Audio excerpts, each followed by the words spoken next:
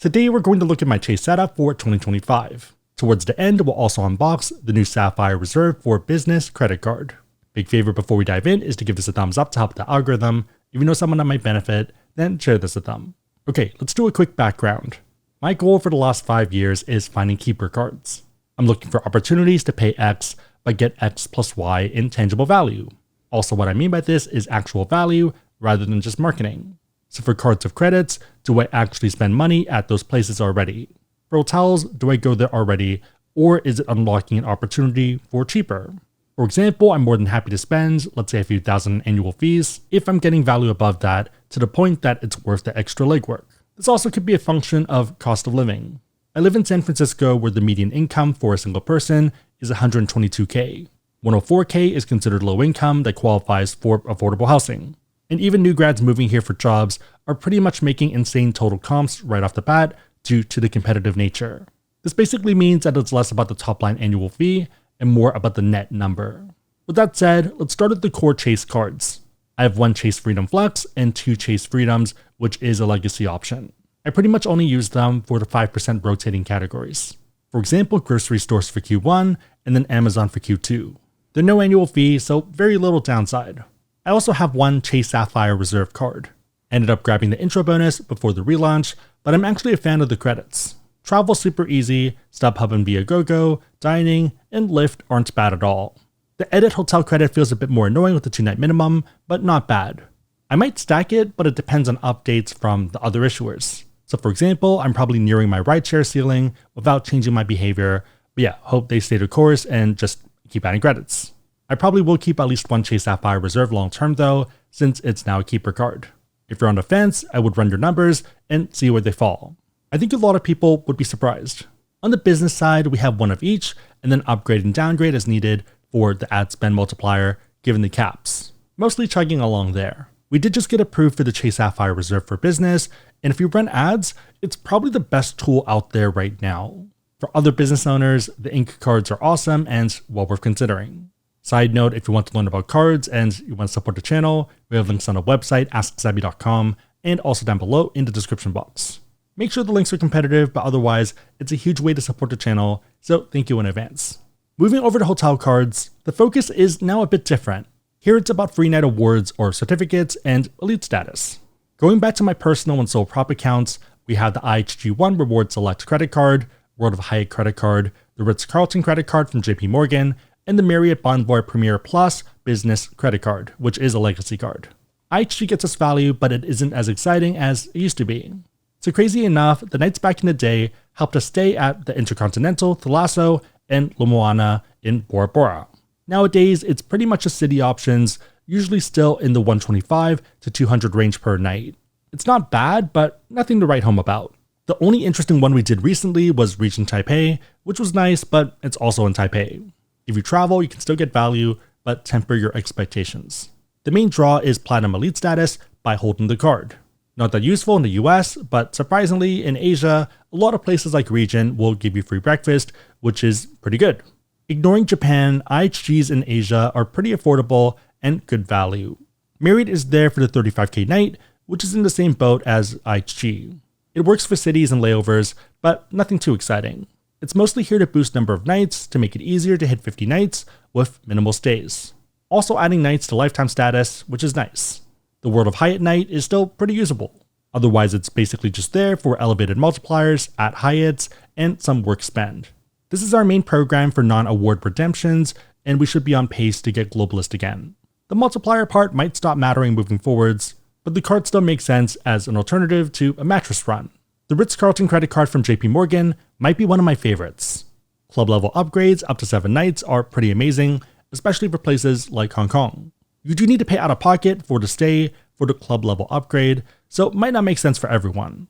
The 85K night is pretty amazing to me since you can top off with an additional 15K points. For example, you could stay at the Ritz-Carlton Kyoto, which is an amazing property, and 85K means you can come here up to 100K if you have spare points.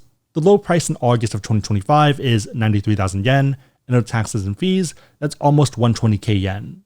120K converted to USD is about 800 bucks.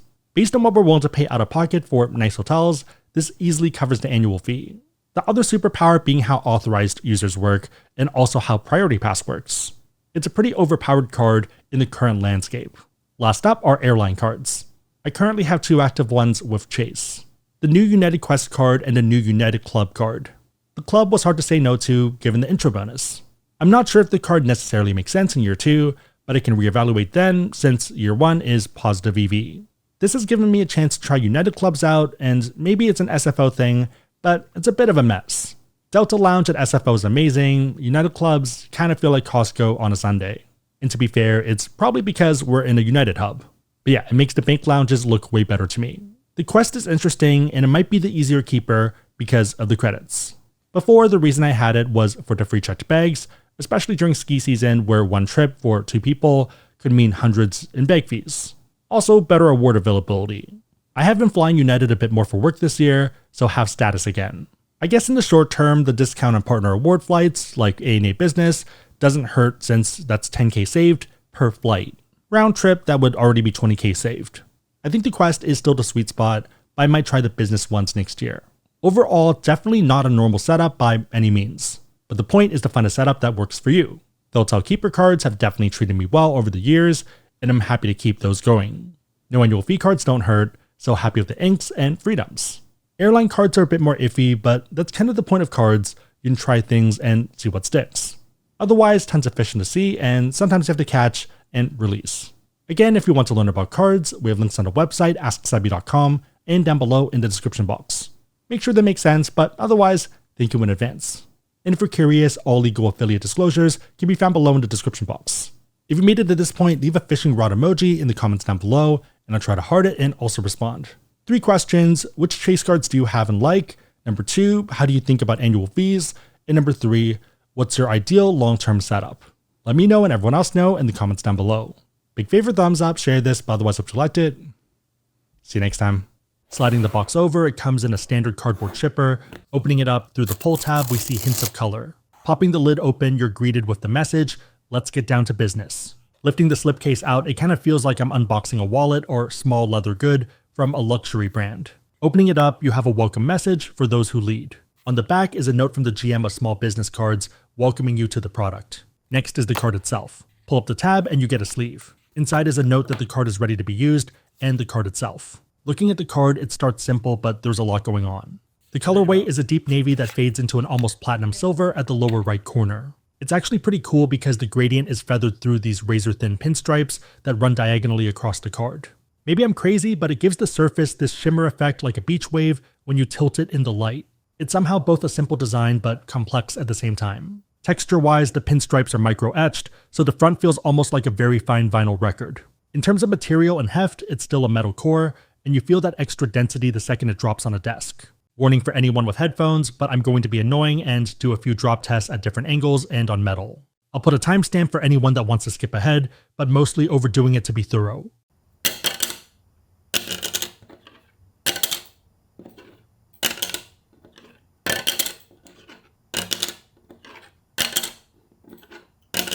Swapping in some fresh batteries, let's weigh the cards.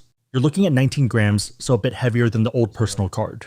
Behind the card is a quick guide with 4 parts. First is Let's Journey Together. Number 2 is Recharge Where You Work, which talks about their lounges. 3 is that it's designed to support your needs as a business owner. 4 is Keep Business Running Smoothly. As weird as it sounds, it's actually a pretty interesting booklet design. I don't think I've seen anything like this before.